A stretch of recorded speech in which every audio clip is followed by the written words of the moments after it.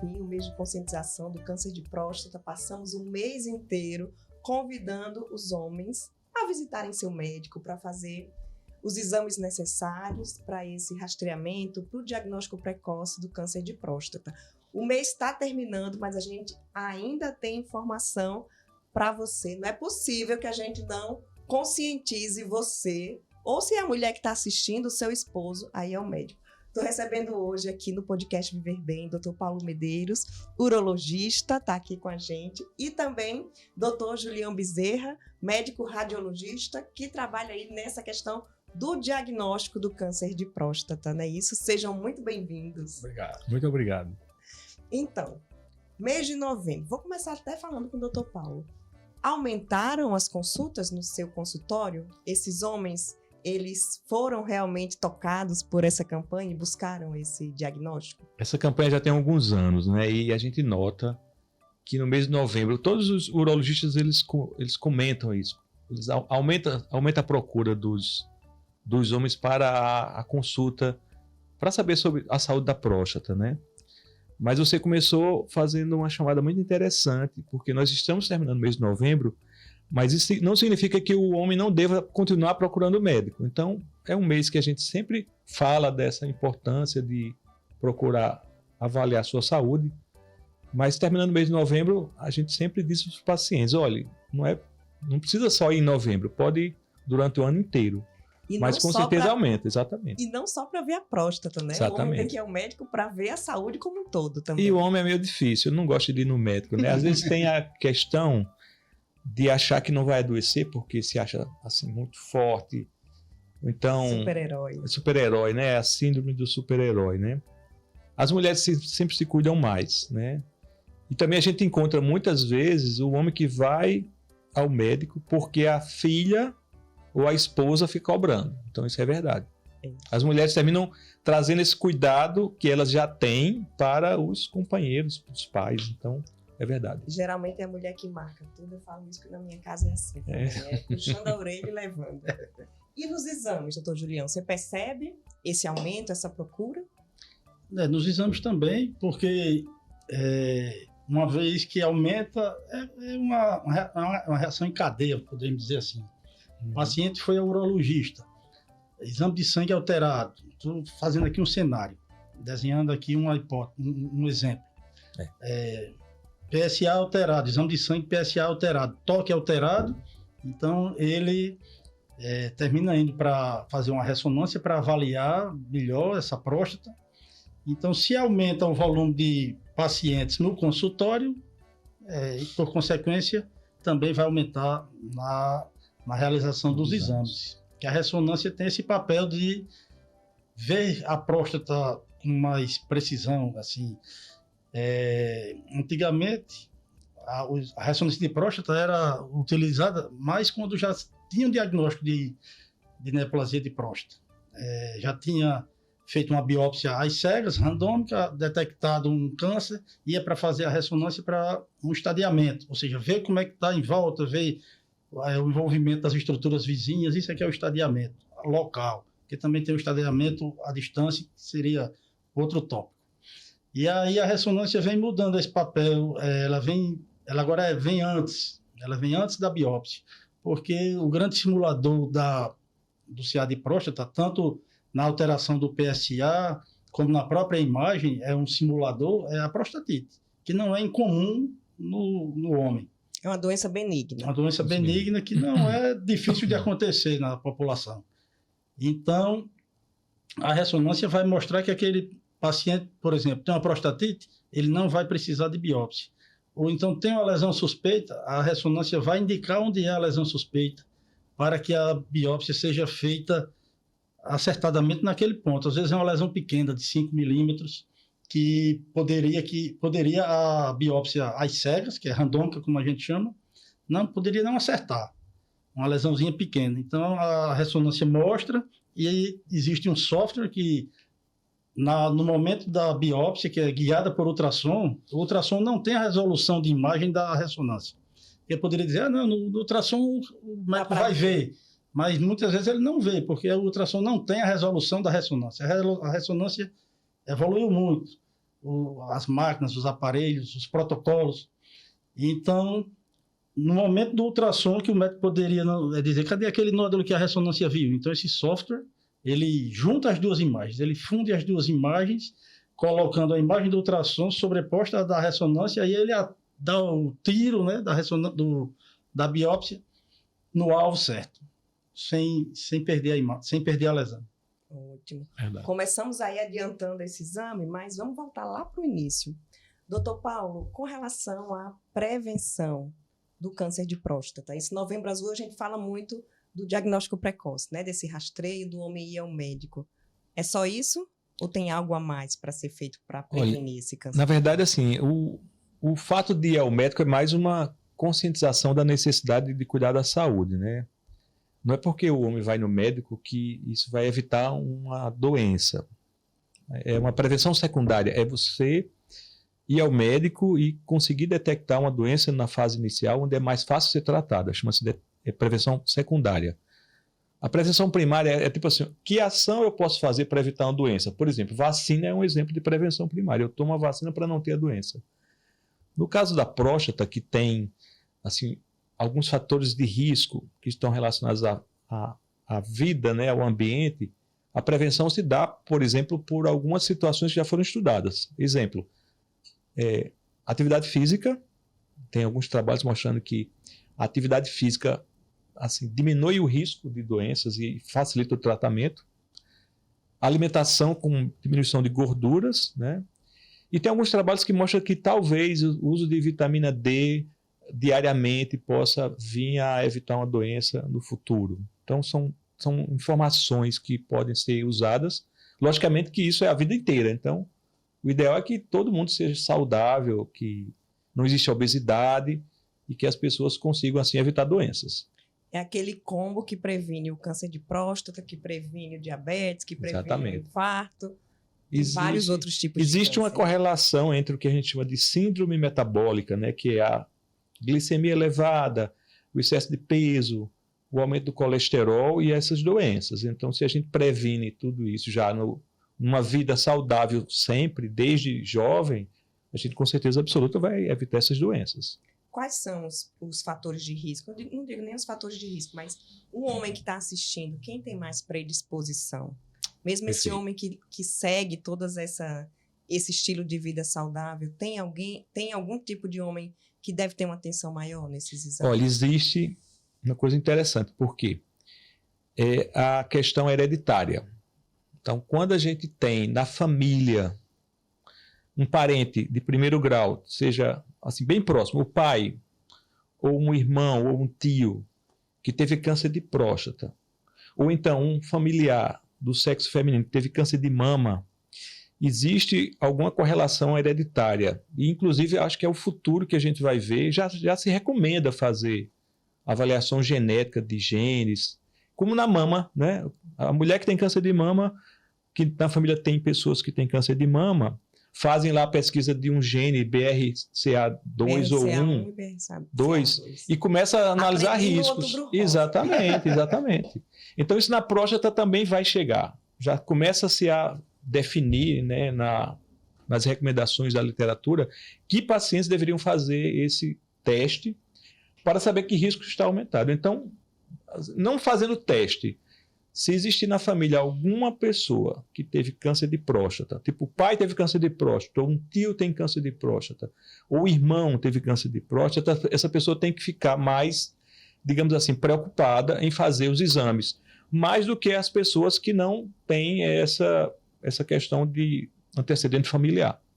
Existe muita dúvida em relação à idade para começar esse rastreio. É 50, é 40, é 45? Porque o homem, ele só quer ouvir uma palavrinha assim para fugir, né? É verdade. E esse ano agora o Ministério da Saúde disse que não precisava fazer esse rastreamento. Aí aqueles que não queriam fizeram carreira, né? Acharam bom. Mas qual é a idade? A idade depende de informações médicas, assim, confiáveis. Então, pode-se fazer um PSA, por exemplo, aos 45 anos de idade, que serve como um marcador para você comparar. É tipo assim, aquele primeiro teste que você faz.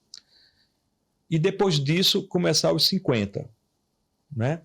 Isso é interessante porque teve um trabalho nos Estados Unidos que foi avaliar essa questão. Se fazer o PSA, reduzir a mortalidade. Porque, na verdade, qualquer ação médica, ela tem que ter assim, um resultado que você tem que alcançar. E, no caso, foi dito assim, fazendo essa ação, eu reduzo a mortalidade no futuro, né? Então, fizeram esse trabalho. E nos Estados Unidos, o trabalho foi feito com o que a gente chama de critérios de inclusão. Os pacientes que começavam a fazer o exame começavam com 55 anos de idade. E faziam esse exame de 2 em 2 anos. Isso foi feito nos Estados Unidos e foi feito na Europa também, na mesma faixa etária, 55 anos, e de 2 em 2 anos, ou até de 4 em 4 anos, dependendo do país. E na Europa, foi visto que, a partir dos 55 anos, fazendo exames de 2 em 2 anos, houve uma redução na mortalidade. Então, isso é um dado bacana, né? O trabalho dos Estados Unidos, ele não conseguiu mostrar diferença, mas teve um problema, porque enquanto na Europa a medicina é muito estatal, em alguns países, como por exemplo Suécia, a pessoa só faz o que o governo diz assim, só faz esse exame. Nos Estados Unidos a pessoa ia no médico e dizia assim, o paciente, me faz um PSA, ele pediu um PSA. Então, os pacientes que eram do grupo que não deveria fazer PSA, na verdade faziam, não faziam porque estavam no trabalho, mas porque outros médicos pediam. Então, teve essa dúvida, foi o que motivou o Ministério da Saúde vir com essa recomendação. Mas, enfim, quando esse trabalho saiu o resultado e a Europa mostrou que tinha essa redução, então eles tiveram que o cuidado de dizer o seguinte, olha, eu só tenho avaliação a partir de 55 anos de idade. E, inclusive, pode ser de 2 em 2 anos. Foi bom, porque aí muitas pessoas comemoraram, agora só vão ao médico de 2 em 2 anos. No Brasil, a gente não tem essa resposta, porque tem um outro fator de risco que a gente estava falando há pouco, que é a questão hereditária. Existe também a questão racial. Então, é sabido que os afrodescendentes têm mais risco de câncer de próstata. E nos Estados Unidos, a miscigenação racial não é tão grande. Então, no caso, no homem branco caucasiano, seria a partir de 55 anos de idade, lá nos Estados Unidos. E no afrodescendente, a partir dos 45. Como o Brasil, a mistura de raças é muito, muito grande, então a Sociedade Brasileira de Urologia considerou colocar 50 anos como sendo o início da necessidade de avaliar. E pode ser de 2 em 2 anos, se o exame for muito normal. A gente tem que avaliar a questão... Na verdade, o que é que a gente avalia? Risco. Então, qual é o risco que a pessoa tem? Logicamente que esse risco aumenta com a idade. Então, por isso que a gente vai aumentando a idade, vai aumentando o risco. Aumenta com a questão familiar também, racial, e aumenta com o resultado do PSA. Qual é o resultado do PSA? Normal. Normal. Depende da idade. Tudo depende. Então, mas médico. Em média, assim, a gente pode considerar que 2,5 nanogramas por ml seria um valor normal para homens jovens e 3 ou 4 para homens mais idosos. Então, logicamente, por isso que eu falei que com 45 anos é interessante fazer uma avaliação, porque você já sabe qual seria o valor basal daquela pessoa. E se tiver um valor de PSA muito baixo, tipo assim, tem 50 anos de idade, ou tem 55 ou 60, e o PSA é normal demais, tipo 1 nanograma ou abaixo de 1, então o risco é muito baixo mesmo. Mas se a pessoa tem 50 anos ou 55 e o PSA é 2 ou 3, já significa que o risco é maior. Ótimo. Doutor Julião, vamos falar dos exames. A gente vê a medicina evoluindo aí rapidamente, a tecnologia sendo uma grande aliada. Você falou da ressonância, da biópsia com a fusão de imagem, né? O que é que tem de novo, de mais avançado aí nessa questão do diagnóstico do câncer? Existe uma ferramenta poderosa, importante, em várias etapas do rastreamento ou da pesquisa de recidiva, que é o PET-CT, PET-scan, como muitos conhecem. Mas eu queria só aproveitar a questão da genômica que a gente estava falando aqui, dos testes DNA, predisposição genética para alguns cânceres. Isso já vem, né? Já vem sendo disponibilizado no mercado, já existem vários testes. Inclusive no Para- centro de patologia Isso, tem, não é? isso.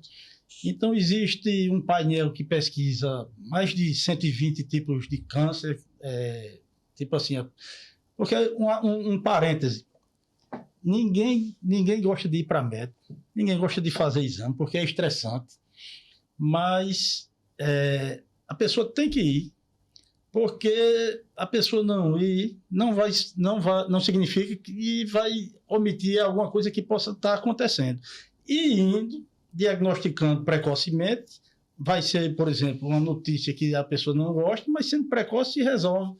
É aquela janela que a pessoa tem a oportunidade de cura. É quando diagnostica uma doença ruim, que o câncer é uma doença terrível, e diagnosticou precocemente e ficou curado. Então, o pessoal tem que ir. Eu tiro por mim, eu não gosto muito de ir.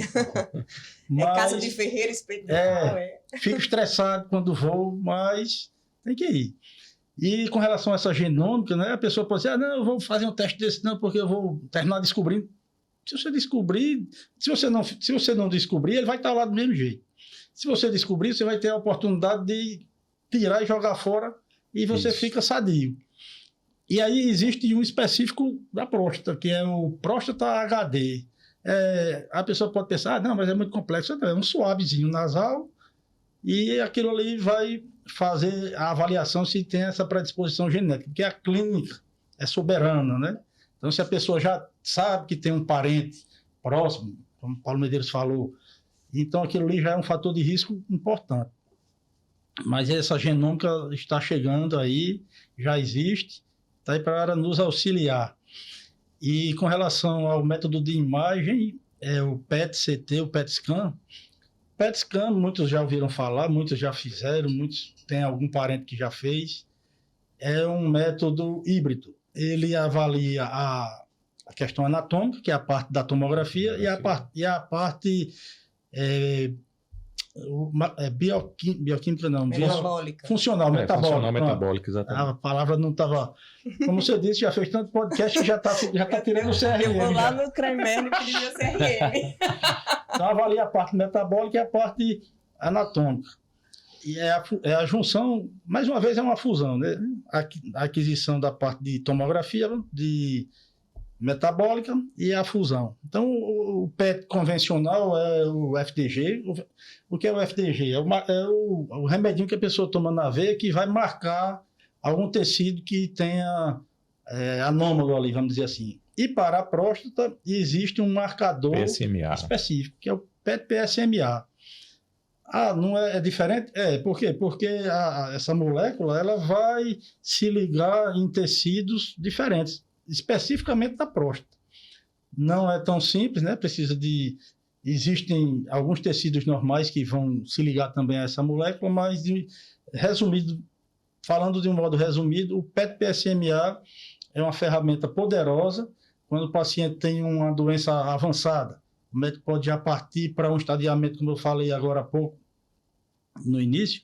Existe o estadiamento local, que a ressonância faz, e existe o estadiamento à distância, ver o corpo inteiro. Uma doença...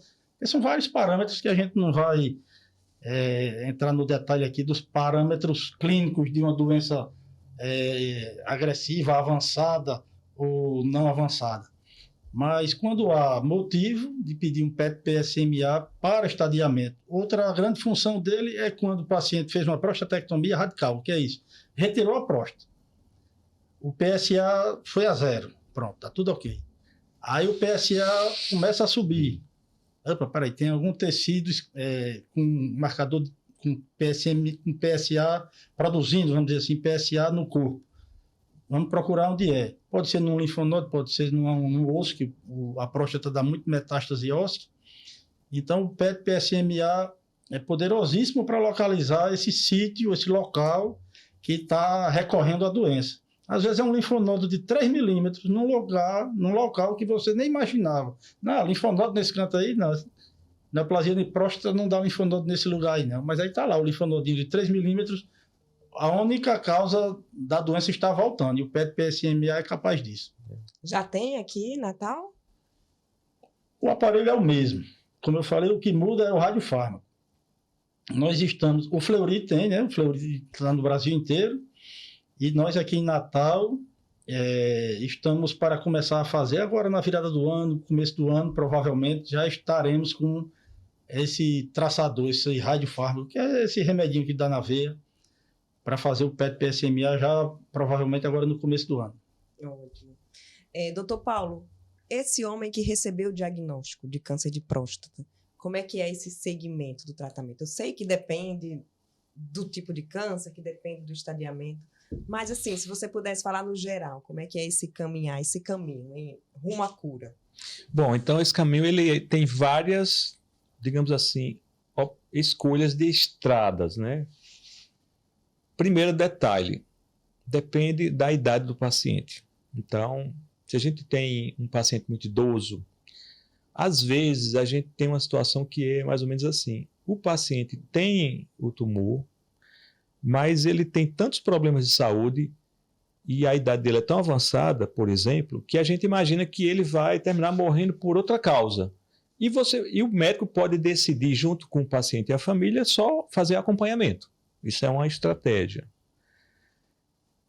Muitas vezes, olha só que interessante, a medicina ela tem essas coisas. Você vai aumentando a capacidade de diagnóstico, como por exemplo com o PSA, como por exemplo com a ressonância, que hoje em dia na Europa, por exemplo, a recomendação é não deveria se fazer biópsia sem fazer uma ressonância antes, porque você vai evitar as biópsias desnecessárias e vai aumentar a certeza do resultado da biópsia quando o exame é alterado. Então, a gente vai aumentando essa possibilidade de diagnóstico, que a gente muitas vezes pode diagnosticar um tumor muito inicial, que recebe o nome de indolente, ou seja, ele é muito inicial e ele não é muito agressivo. Uhum. Nessa situação, o paciente pode inclusive optar por não tratar e fazer uma coisa que seria uma vigilância muito monitorada. O termo que se usa é vigilância ativa. O paciente e o médico e a família decidirem ficar acompanhando um pequeno tumor inicial para poder ele saber se esse tumor inicial não vai se tornar um tumor mais agressivo, né? E você pode até dizer assim para mim, e como é que faz então para não dar esse diagnóstico? Na verdade, a gente não consegue diferenciar, pelo menos assim, na suspeita inicial, se o tumor é muito agressivo ou não. A gente teria que fazer biópsia para fazer esse estudo, né? Então, quando se tem esse diagnóstico de um tumor inicial indolente, que não é tão agressivo, pode-se inclusive não tratar e fazer acompanhamento, ficar vigiando assim. Independente da idade do paciente. Independente da idade. Logicamente que é mais lógico, racional fazer isso num paciente que tem mais de 65 anos de idade. Mas, por exemplo, eu tenho no consultório alguns pacientes de 50 ou 55 anos de idade que, por alguma alteração, porque na família tem alguém que tenha doença, ou porque o PSA dele subiu, foi lá fazer a avaliação clínica, fez uma biópsia e mostrou um tumor bem inicial. Ora, eu tenho já uma, digamos assim, não uma certeza, mas eu tenho uma grande chance de acertar e dizer assim, olha, provavelmente vai ser tratado em algum momento da vida, mas a pessoa diz assim, não, mas agora eu não queria me tratar porque a cirurgia pode ter algum efeito colateral, eu queria continuar seguindo e lá na frente eu me trato. Perfeito, dá para fazer isso. Então, olha só como é interessante. Tem aqueles casos mais idosos que você não vai fazer nada, tem esses mais jovens ou com mais idade que você vai ficar vigiando, e tem aqueles que o médico olha os parâmetros clínicos e diz assim, não, esse tumor aqui ele é agressivo, esse tumor aqui tem chance de mudar a história da vida dessa pessoa e ele merece um tratamento que a gente chama um tratamento curativo, ativo, né? E a pessoa pode escolher. Os dois tratamentos que existem hoje em dia, mais comuns, são cirurgia, a retirada da próstata inteira, ou radioterapia, que é a irradiação da próstata para aquele tecido morrer junto com as células prostáticas e o tumor ficar lá, assim, curado. Então, são dois tratamentos curativos, cirurgia ou radioterapia, uma estratégia de postergar esse tratamento para uma situação ou um momento que ele se torna um tumor mais agressivo, ou simplesmente um acompanhamento naqueles casos que a gente tem a percepção de que não vai mudar a história da vida da pessoa. Tem drogas que, se for necessário, impedem esse tumor de crescer, no caso da mama também, né? Tem. E nos últimos anos, assim, foi fantástico o avanço que a oncologia conseguiu. Então, na verdade, assim, a gente tinha realmente uma doença que era muito mais agressiva no passado, que se tornou uma doença mais fácil de curar, mas mesmo assim tem aqueles pacientes que vão infelizmente, apesar de todo o avanço que a medicina teve com testes de diagnóstico, com novas drogas, com novas moléculas, com tratamento como cirurgia mais avançada, com radioterapia mais avançada, tem aqueles pacientes que infelizmente não vão sobreviver à doença, mas a gente aumentou muito o armamentário do terapeuta. Falar em sobreviver, não tem como separar isso do diagnóstico precoce. Os que fazem esse diagnóstico, eles têm mais chance de sobreviver. Tem. Inclusive, tem uma discussão bem interessante que mostrou o PSA é da década de 90. Antes de 90, não tinha como dar o diagnóstico precoce. Então, era muito comum chegar um paciente já com metástase. Porque você não tinha um exame. Existia antes um exame de sangue chamado fosfatase ácida prostática, que quando ela estava alterada, o paciente já tinha metástase. Olha só, o exame que dava para dar o diagnóstico, quando estava alterado, já tinha metástase. O PSA na década de 90 foi uma revolução na medicina e na urologia. E tem alguns trabalhos que mostram que com o surgimento do PSA, o número de pacientes que vão ao médico se consultar e já diagnosticam a doença com metástase reduziu bastante. Então, por isso que as sociedades elas dizem o seguinte, não dá para você, por exemplo, dizer que é um exame desnecessário. Ainda é o melhor exame que existe para o diagnóstico das doenças da próstata, sejam elas doenças benignas ou malignas. Doutor Julião, você, quando recebe os pacientes, né, para esses exames, eles já chegam com essa suspeita, né? Não é, doutor Paulo recebe para um rastreamento, não, você não precisa fazer exame, está tudo ok. Como é que eles encaram quando eles chegam já com essa suspeita? É sempre estressante, né? Sempre causa uma ansiedade, um estresse, um receio, a pessoa fica ali, vamos dizer assim, no linguajar mais coloquial, fica com medo, né, de estar com alguma coisa. E quando faz o exame, é importante exatamente porque vai mostrar, muitas vezes não é nada demais, né? E como Paulo Medeiros comentou, esse diagnóstico precoce e todo esse arsenal de todas essas etapas de exame físico, exame de imagem, biópsia, a próstata, ela é uma doença, o CA de próstata, né? É uma doença bem prevalente nos cânceres. Tem artigo que mostra, em segundo lugar, para pulmão, a incidência em homens. Mas se for ver a letalidade, cai lá para quinto.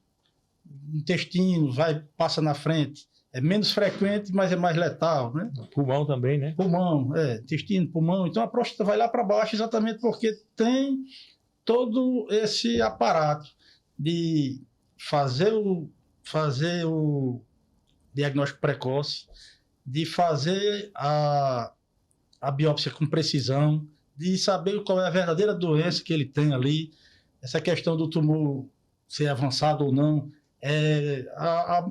a biologia da lesão vai dizer se ele é mais, falando de um modo bem resumido, se ele é mais agressivo ou não. Isso tem uma nomenclatura que a gente usa.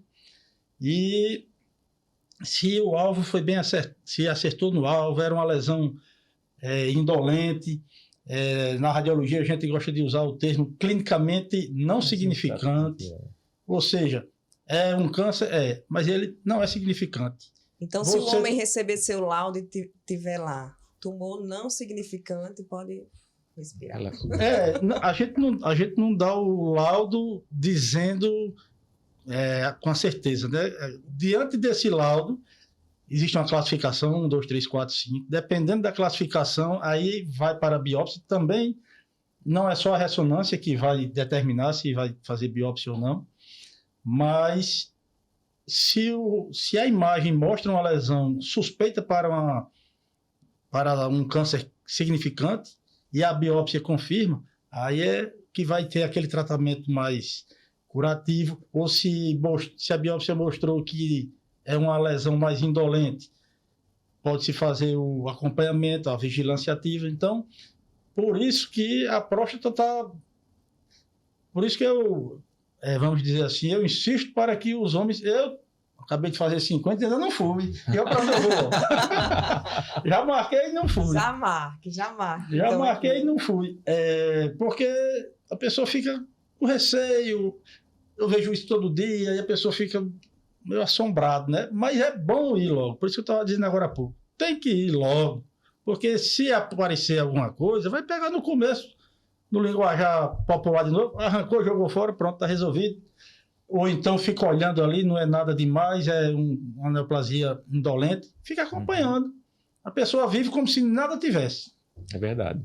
como é que é a vida desse homem depois do tratamento do câncer? Você falou que tem homens que têm receio dos efeitos colaterais do tratamento. Quais são esses efeitos? Bom, olha só. Primeiro detalhe que é interessante entender. Qualquer tratamento na próstata, radioterapia, cirurgia, remédios, inclusive, mexem com a função que a próstata ou as estruturas vizinhas a elas estão assim, envolvidas. Então, mexe um pouco com a ejaculação, por exemplo. Então, vamos imaginar um paciente que tem, por exemplo, um PSA um pouco alterado e vai ao médico, faz uma ressonância, dá uma alteração que não é uma das clinicamente significantes, tem uma indicação de fazer uma biópsia e faz uma biópsia e tem um tumor indolente, por exemplo. A primeira coisa que a gente faz como médico assistente é tranquilizar e explicar que, olha, a situação está bem controlada, inclusive pode-se acompanhar. É importante esse detalhe nos acompanhamentos. Eu sempre chego para o paciente e digo assim, amigo, você vai acompanhar agora, vamos mudar o estilo de vida? Porque, olha só, a pessoa tem lá 60 anos, né? Aí descobriu um tumor, aí a vida inteira ele não se cuidou, bebe mais do que o que seria o recomendado, não faz atividade física, se alimenta mal. Diz, amigo, você teve um tumor de próstata. A biologia está relacionada com o estilo de vida. Então, vamos mudar o estilo de vida, porque você tem que ter uma vida mais saudável. Então, essa pessoa que está acompanhando, ele não tem sintoma nenhum, ele não vai ter mudança nenhuma. Vai precisar somente ir ao médico semestralmente, fazer os exames, repetir ressonância, ocasionalmente repetir biópsia. Um paciente que faz uma cirurgia da próstata, que no caso a cirurgia é a retirada inteira da próstata com vesícula seminal. Mama, né? O quadrante. Não tem, pois é, não tem. A gente, inclusive, agora estava essa semana, a maioria dos urologistas estavam no Congresso Brasileiro de Urologia e lá aí foi comentado sobre um trabalho clínico que a USP está fazendo de fazer só uma retirada de parte da próstata, que é uma coisa que é, assim, não é uma coisa usual, não é uma prática assim, baseada em evidência, está se estudando. Mas, atualmente, no mundo inteiro, o que se faz é retirar a próstata inteira, junto com a vesícula seminal. Então, o que vai acontecer? Não vai ter mais ejaculação. Então, a gente tem que explicar para a pessoa que vai mudar, digamos assim, a vida sexual porque não tem ejaculação. Alguns pacientes operados vão ter uma redução na capacidade de ereção. Eu sempre digo assim para os pacientes, olha, vamos imaginar que você tenha uma ereção que você dá uma nota 10, então talvez baixe para uma nota 8, né? Então tem esse detalhe, não dá para dizer que vai continuar igual, vai ter uma perda, mesmo que seja pouca, né? E raramente tem alguma questão relacionada a controle miccional, a controle da continência. Na maioria das vezes os pacientes que operam, eles perdem urina. O homem ele viveu a vida inteira com a próstata no lugar. E ela faz parte do mecanismo que contém a urina. Uhum. Aí, de repente, depois de 50, 60 anos que você viveu assim, você tira a próstata, você vai ter que aprender a urinar de novo. Então, no começo da cirurgia, é comum, durante algumas semanas, a pessoa não ter o controle total, porque ele está aprendendo a urinar novamente sem a próstata. E com o tempo isso aí recupera. Existem tratamentos. Existe tratamento, né? Fisioterapia, existem tratamentos quando também é muito grave, precisa tomar alguma medicação ou fazer algum procedimento para corrigir isso. Mas isso aí é o que menos incomoda. A radioterapia também tem essas questões. Ela também afeta também a questão da continência, né, a longo prazo.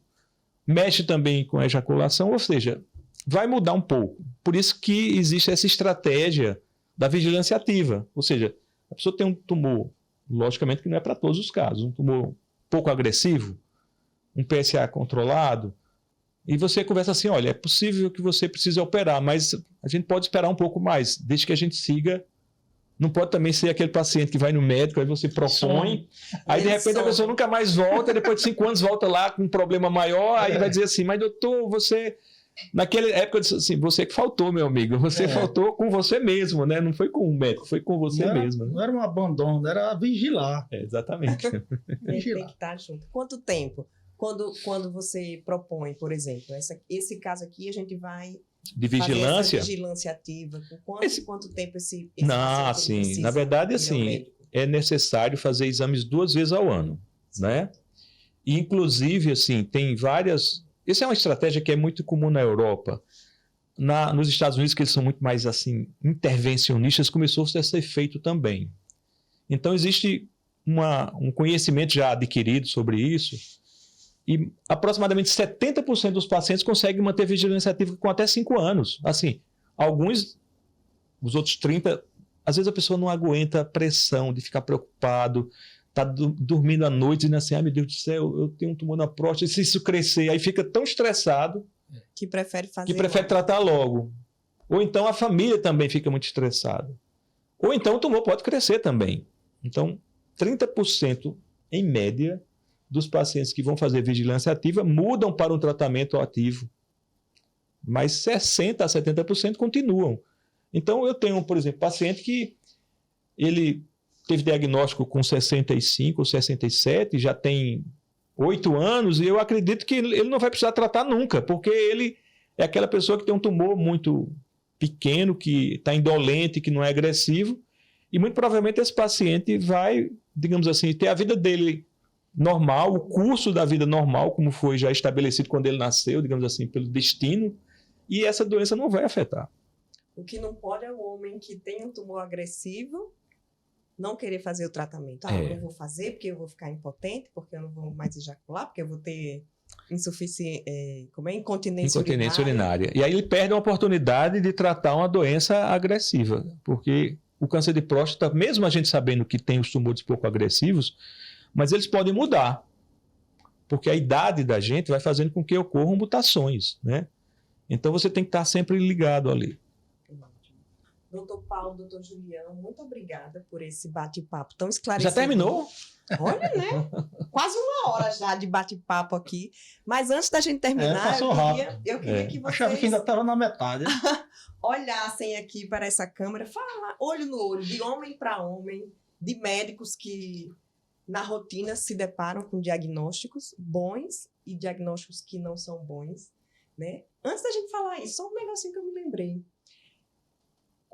Quais são as consequências de um câncer de próstata não tratado, de um câncer de próstata que aquele homem já diagnostica num estágio muito avançado?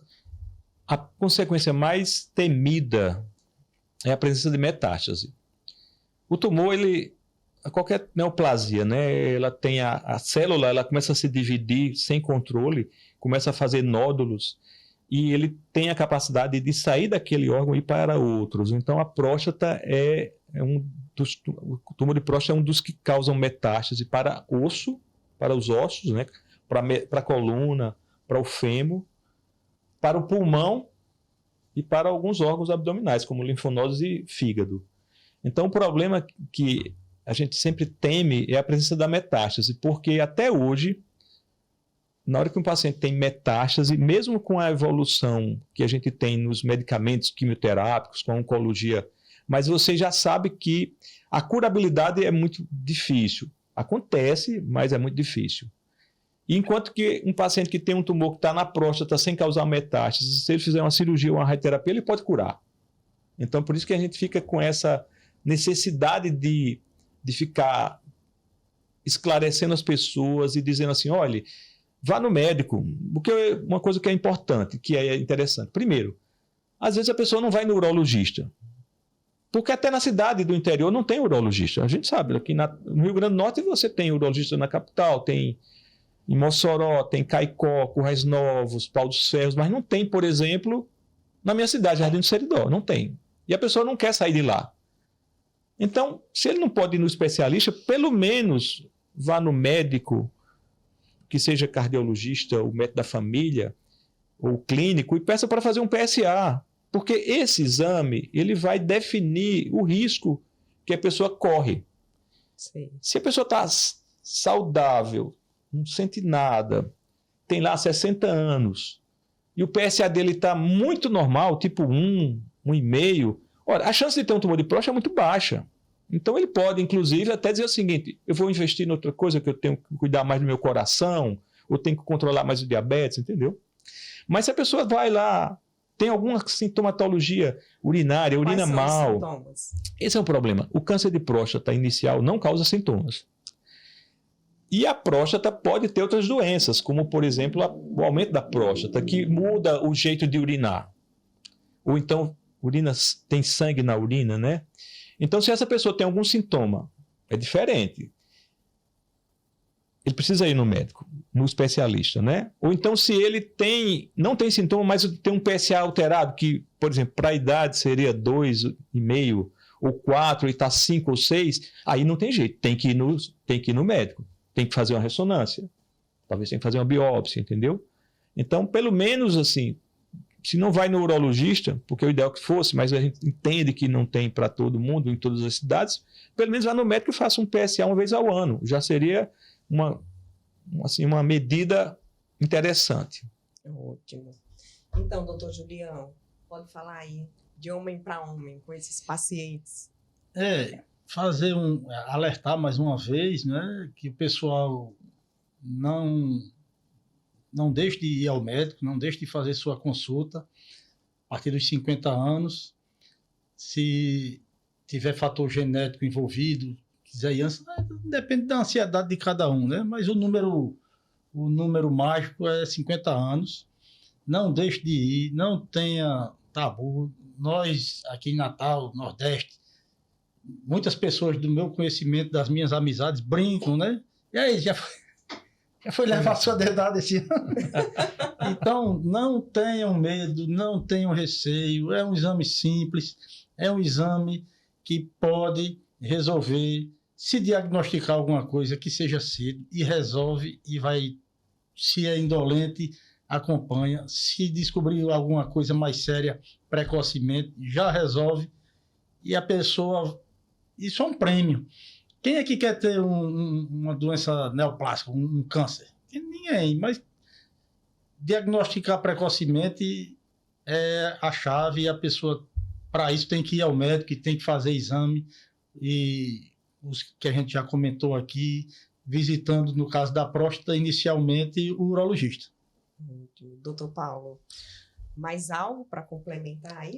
Com certeza, então. Cuidar da saúde, né? Ter bons hábitos, fazer atividade física.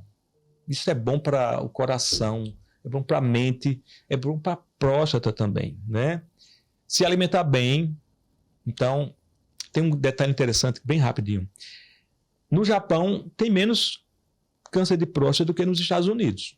Por causa da alimentação. Por causa da alimentação. Então, se alimentar bem, reduzir a quantidade de carne com gordura e aumentar mais em vegetais. Tomate também? Dizem que tomate faz bem para a próstata, tomate, né? Tomate tem uma substância chamada licopeno. Então, já tem alguns estudos que mostram que melhorava, e outros dizem que não. Medicina é muito complexo, porque é tudo multifatorial. Para você conseguir provar que tal coisa causa aquilo, em algumas doenças é difícil. Você usa todo o conhecimento para juntar. Mas eu digo uma coisa, se a pessoa se cuida bem, faz atividade física, não fuma, bebe muito pouco e se alimenta saudavelmente. Saudável tem um trabalho em inglês que diz assim, você tem que comer pelo menos 5 vezes ao dia frutas e verduras. Olha só, o desafio, né? Então, se essa pessoa faz isso, ela vai ter muito mais saúde do que se não fizesse. Você ia falar alguma coisa, doutor Julião? Não, era só para corroborar, mas é isso aí. O recado é esse. Ótimo. Muito obrigada a vocês dois pela disponibilidade. Obrigado de ter pelo vindo convite. para esse bate-papo, que a gente possa inspirar, empurrar ou puxar pela orelha Puxar os pelo- homens puxar pelo- que estão aí acompanhando esse E bate-papo. reforçar que não é só novembro, já foi falado no começo aqui, não é só novembro, é o Até ano porque, inteiro. se for novembro, nem tá valendo esse bate-papo. Você vai esperar um ano ano para pra marcar? vir novo. Não, já marca agora, aproveita dezembro, aproveita as férias. Eu sempre faço meu check-up em janeiro. Quando todo mundo tá na praia, eu vou pros médicos, é tudo mais tranquilo. É verdade. Fácil de marcar, é tudo mais tranquilo. Muito obrigada, doutor Obrigado. Julião. Muito obrigada, doutor Paulo. E muito obrigada a você que acompanhou. Já compartilha também esse podcast com todos os homens que você conhece, que já estão aí chegando nos 50 anos, que já passaram dos 50. Manda para as esposas também, porque se eles não resolverem, elas resolvem. Marcam a consulta. E até o próximo podcast Viver Bem. Muito obrigada.